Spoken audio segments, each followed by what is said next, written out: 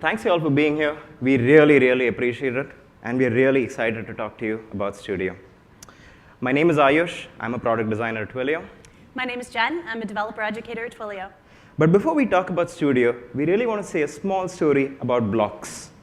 Now, before we get to that as well, a few housekeeping notes. We have a few demos lined up. If this slide transitions, there you go. We have a few demos lined up. If you could take a picture or write this number, God, this contrast is off.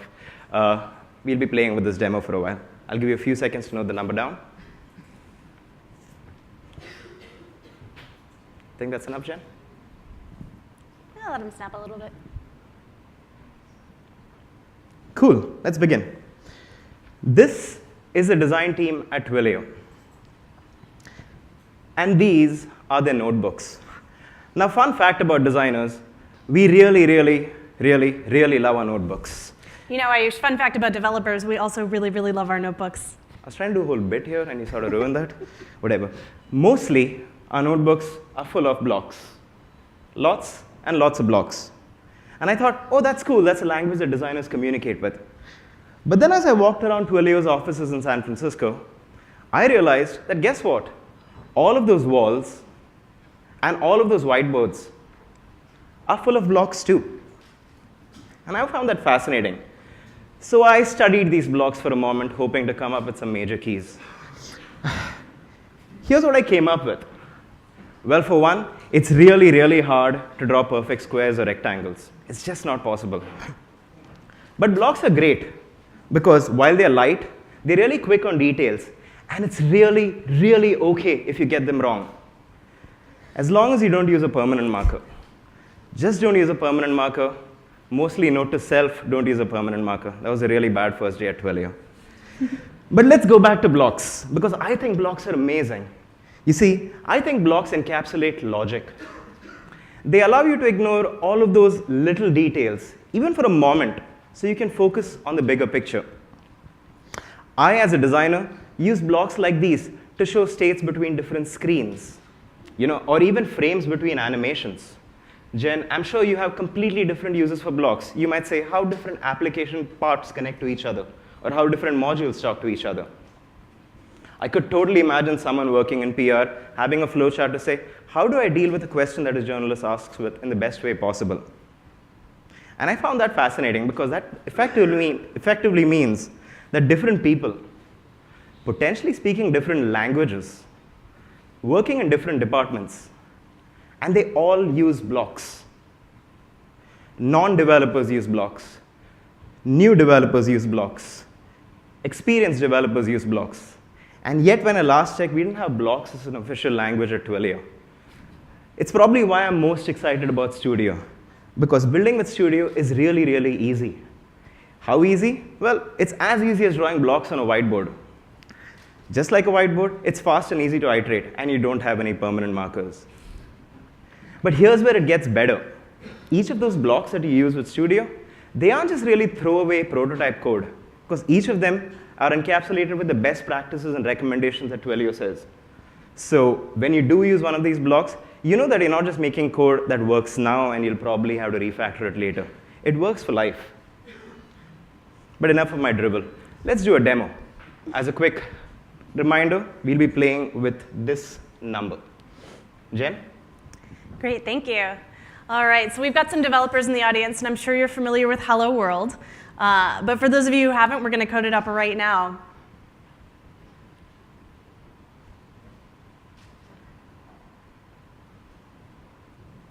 Hello and world. And click Save button.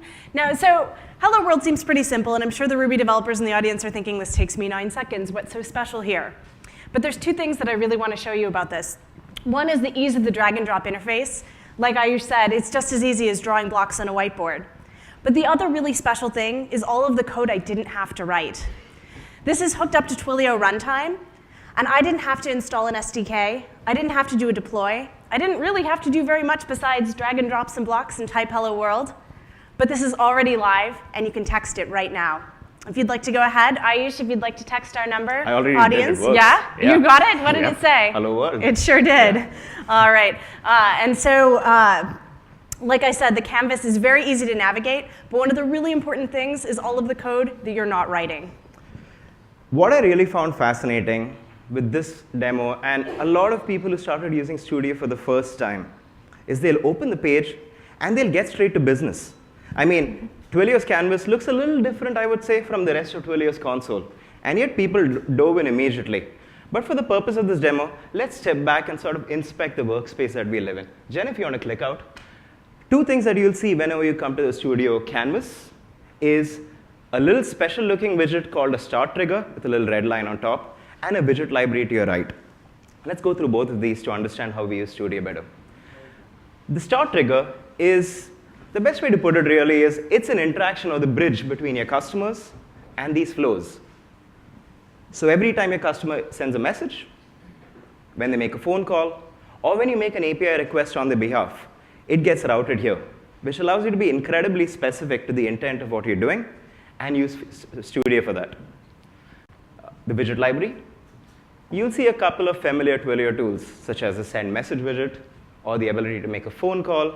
You'll also see some shiny new toys like the understand widget and some special Studio things. When you click on any widget, thanks, you'll also see two new parts to this interface. At this point in time, the widget library goes away, and you see something that we call the inspector panel. That really deals with the properties of the widget and how the widget reacts to other widgets in the flow. So you'll see a config panel, which allows you to do things like automatically send messages from places with some of these defaults pre-filled, which makes it really easy to build based on context, and something called transitions. And transitions essentially are living on the edges of each of these widgets, where you say, cool, now that I've done this action, what's the next event in my customer's engagement? Thanks, Jen. Let's move on. When I first started using this, I thought, oh, cool, it's a visual builder that people who don't code can use. But then I realized over time that there's no clear demarcation between what a developer is and what a non-developer is. I mean, everything is really a spectrum, and we sort of self-select our proficiency in it. And let's be very clear, Studio is still all about those devs. To quote a designer I admire, Frank Chimero, they're just really different ways of seeing. For a long time, I believed that building with code is more similar to Vermeer's classic, The Art of Painting. It's a function of craft. It's about sweating the details. It's about honing your skill to the highest possible level and then applying it on canvas. And that still is very, very true. What's funny is this looks like an Instagram filter on the Vermeer painting. I don't know how that happened, but whatever.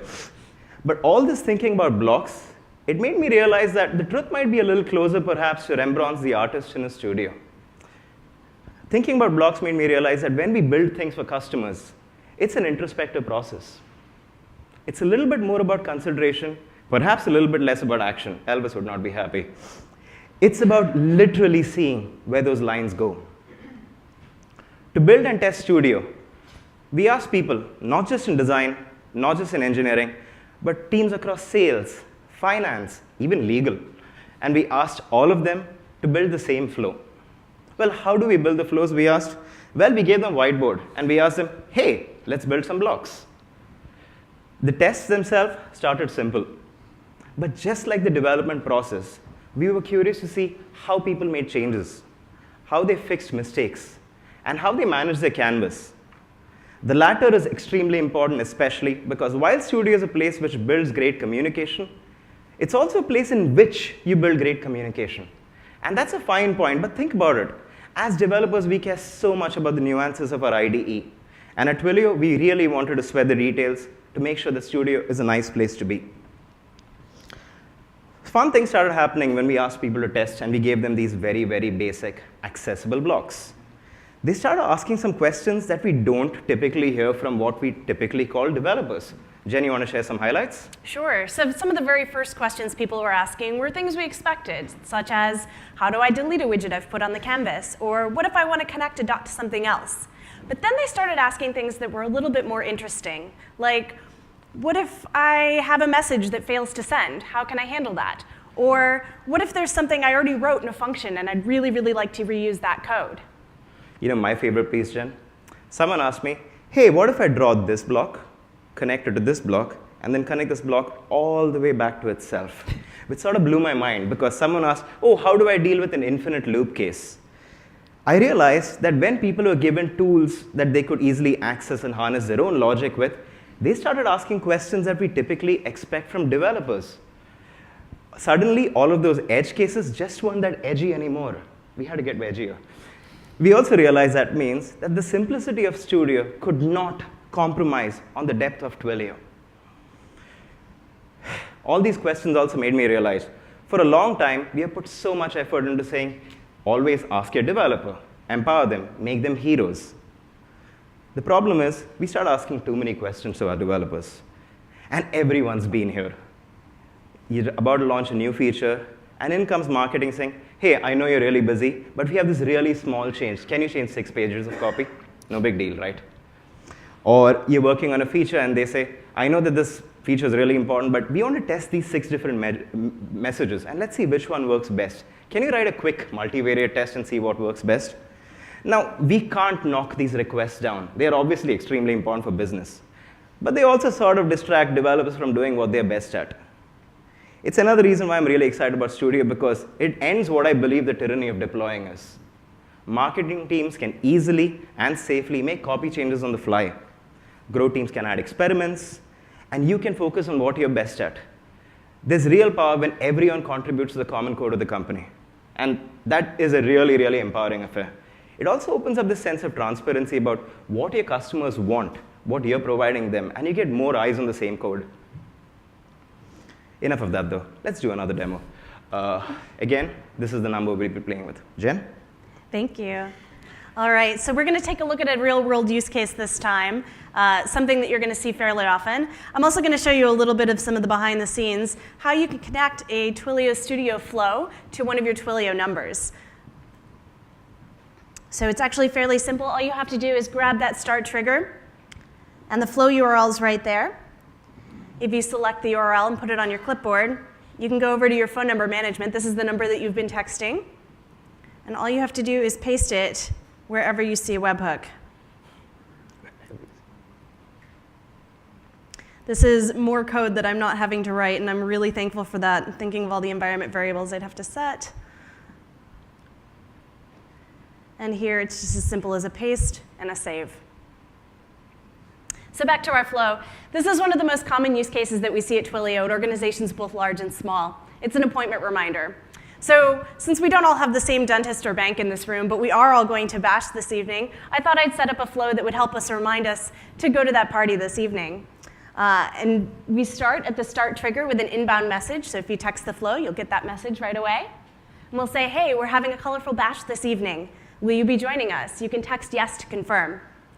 Then we move on to this confirmation split. Depending on what you text back, if you say yes, we send you a message saying, great, see you at 1700.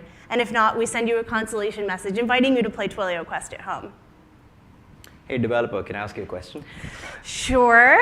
Well, for one, I noticed what will happen if I'm on the fence and I want to say maybe. Does that mean we won't be joining? Ooh, so right now, a maybe is going to be one of those no-match cases. And I can think of a lot of that code that I would have to normally write if I wanted to care for this case. But here, it's going to be as simple as creating a new transition. I can go ahead and create that condition for you now. Let's do it. Great. So we selected condition matches. We're going to check against that inbound body from that message that you're going to text back. I'll just say equals maybe. Then I'm going to transition again. This is one of my favorite parts, actually, about the inspector panels. I can just start typing send message, and it's going to actually pop that widget right onto the canvas. I don't even have to drag and drop at this stage. And then say, hey, you should go to Bash. There's swag. And then we've saved that, and now the maybe condition is there. Cool.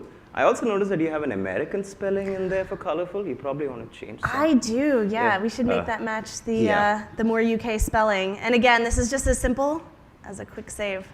I really like that because we talked about ways of seeing, and there's ways of seeing code from different people's perspectives too.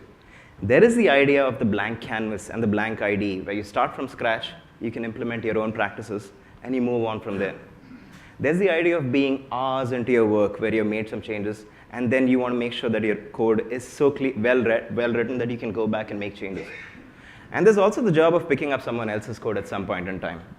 What works with Studio is it's sort of designed to help make all three of those transitions sort of easy. When you start with a blank canvas, there's helpful hints to say, oh, an incoming message will go here, and you can add a widget and keep moving. As you work through your flow, Studio sort of self-documents itself. To do that, we made a few tools. For example, just looking at the transitions and the colors, you can say, oh, cool, that's a messaging section, or a green token is for calls. When you're running functions or using the understand API, you'll see a blue line. That way, you can sort of see the path of where your customer is going and trace it to see if there's any changes you need to make. Mm-hmm. One of my favorite parts is that once the canvas starts to get a little bit crowded, you can actually hover right over any of your transitions to see where it connects. And I think that makes it really, really convenient. To go back to your question, Jen, I still love the fact that there's so much code that we haven't had to write here. I keep thinking about, oh, someone's actually built a very basic appointment reminder system. For now, all they need to handle is the yes condition or the no condition, and they add it to the story, they're done. And then they say, oh, well, wouldn't it be cool if we had a maybe situation? Or what if the user doesn't respond to it? And they always lie at the bottom of your backlog. And maintaining code and sometimes making changes is not as exciting as building the next thing. With Studio, you expose all of those edge cases immediately. So there's a clear answer to how you want to augment and upgrade your code over time. And the path is quite literally visible. Thanks, Jen. Let's move on. If my Keynote remote works well. There you go. OK. As we exposed Studio very early on to Twilio employees at an internal hack day, we saw some very curious results. Well, for one, a lot of people built typical applications that you might expect, customer-facing applications such as appointment reminders, bots, or text marketing systems. But we also started seeing some really, really interesting examples.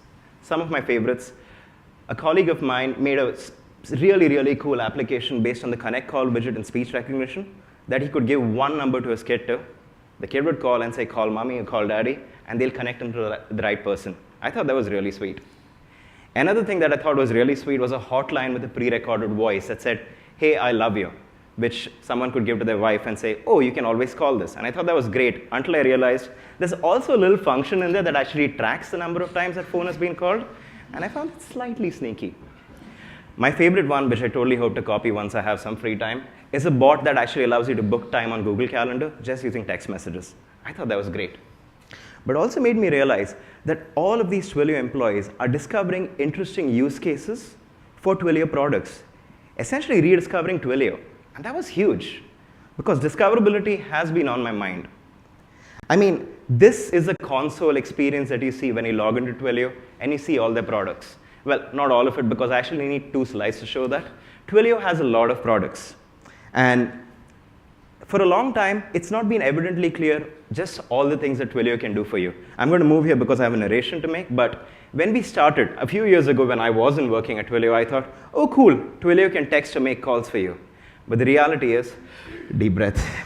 Now it can call you, and if you don't answer, it can leave a voice message in the answering machine or text you if the number is busy or connect you with a priority agent via task router. If the agents are busy, you can use understand to read the rice menu. And once you're done with that, you can post, oh, you prefer Facebook Messenger? OK, we can reach you there depending on when you're available, and so on, and so on, and so on. And that looks hard. But the reality is, it can be visualized, and if it can be visualized, one sure can draw it. And that's another reason why I'm so excited about Studio, because it brings the very best of Twilio's features on a single canvas. Well, what does that mean for you? It means that mixing and matching to nail your use case right is sort of trivial. I mean, you can decide, oh, I'm building an appointment reminder system. Should I swap the send message widget and make a phone call instead? What's the cost of doing that? It's literally dragging and dropping. It also means that you're essentially giving the affordances of play. And that's super important. Because through play, you can find new creative ways to say, how do we delight customers with the right intent, sending the right message, using the right channel at the right time? All of these become more obvious, 1, because you're playing on the canvas, and 2, you've got more eyes. The entire company is looking at this and saying, oh, wouldn't it be cool if we do that, and not having a developer as a blocker anymore. I genuinely believe that Studio is the start to the best way to build thoughtful, realistic omni-channel workflows. Enough of my dribble, though. Let's move on to a demo. As a reminder, this demo you can potentially call as well if you want. Jen? Great, thank you. All right, so we're going to still be working within our reminder system, but as Ayush said, sometimes it's really fun to see what's there on the canvas and what you can play with. And one of the things I noticed is that we have an option in our confirmation widget, what if you don't text back? And this seemed like a really great opportunity to bring in another communications channel. What about calling? So one of the things that I love about this widget, and again, this is a lot of code I don't have to write, is that there's a timeout for the message response. And I've set that at 30 seconds. I'm going to set it a little bit higher right now just so that we don't have everyone's phone ringing in the audience right now during this chat. But what we can do is drag a make outgoing call widget and connect that dot to the no reply. So if you text us and you don't confirm yes that you're going to bash or say no you're not, we'll give you a call. I really love this widget because it shows the idea of discoverability so quickly. Whenever people drag this widget on the canvas during a test and you realize, oh cool, I can actually be specific about messages sent to the answering machine versus humans. Like there are great examples for that to use via security, for example. You don't want to leave a PIN number on the voice message. And it's one of my favorite widgets. Mm-hmm. Then again, I'm slightly biased, so. Yeah. The other thing that I really like about this widget is that you can connect it in multiple places. So at our start widget, we've got not just the incoming message, which is what you've been working with this whole time, but the incoming call. And we can drag and drop that dot to our say widget, and you can get that exact same message if you call. So if you could skip the appointment reminder confirmation from text and just call directly. I like that piece too. Based on the intent, you can actually skip ahead in the flow because you don't really need to go through the entire hoop. And I also like how certain things so text can lead to voice and voice can go back to text. There are a couple of fun things here. We don't actually need to add a hang-up state. If you're done with your voice conversation, it just gracefully hangs up the call and then you can go to the next widget. So if you wanted to say, remind them more aggressively for a text message after that say play widget, you could just add another send message in there too. Anything else you want to talk about here, Jen, or should we move on? Yeah, I think it's time to move on. Well, in that case, I guess we are close to the end, and this audience has been putting up with my shit. I really, really think you should give them a couple of prizes. Yeah, so. All right. So again, speaking of code that we don't have to write, I wrote a little bit of code earlier, and I think this is where it gets kind of fun. So again, we're going to hook up. This is one of my most favorite widgets that exists on the canvas. I'm going to go ahead and hook this number to our flow. Ayush, would you like to introduce the Hello Functions widget? Oh, sure. I'm not sure if I'm the best one to do it, but why not? Functions are really cool to connect to specific parts of the app. And they come from this understanding that while we built a tool that allows you to build workflows, it's not like people did not build these workflows before. People have built really smart, thoughtful contact centers, bots, and different kinds of omni-channel workflows. And those kinds of pieces of code will still exist. You might have an external server which says, oh, this is my unsubscribe list, or this is my priority list. Or you might have a few functions that help you handle first names and last names better. To make sure that Studio is extensible and does things that you don't necessarily have a blank template name widget for, we use functions. So this one's got a bunch of emojis. Wow. It does, yeah. So it wouldn't be a Twilio demo if it didn't have some emojis in it. So what we've made is a fun little game. Like Ayush said, you guys deserve a prize for listening to our talk on Studio. And so what we've got is a slot machine that's going to go through a various set of emojis, send you 3 of them at random, and if they happen to match, then you win. And I can hook this up in our flow with the function widget. All I have to do, and this is my favorite, you can actually select any functions that you've already built, so you don't even have to write extra code to hook this up. This is another wonderful time saver. And we actually do have prizes, we promise. Yeah, really. We do. Yeah. And so if you'd like to text the word spin to that number, it should spin the slot machine. One of my favorite other things while you're I also want checking prize. for prizes, yeah, you should see if you won, is the trigger variables that we get automatically. So, of course, as you get inbound texts, inbound calls, other ways that users are interacting with your flows, you're going to want to capture that sum of information, and often you're going to want to act on it. And so this particular one, trigger message body, takes our inbound SMS, in this case, if you're texting the word spin to our number, and it's going to take the word spin and process that so that it knows to spin our slot machine. Did anyone win? I didn't win anything. You didn't win? Oh, I think that's Anyone? because I may have coded this slot machine to have a really bad probability. But the nice thing is, I think I made another function called everyone wins. Was that your Oprah widget? I like it. Yeah. And hopefully, if you text spin to that number,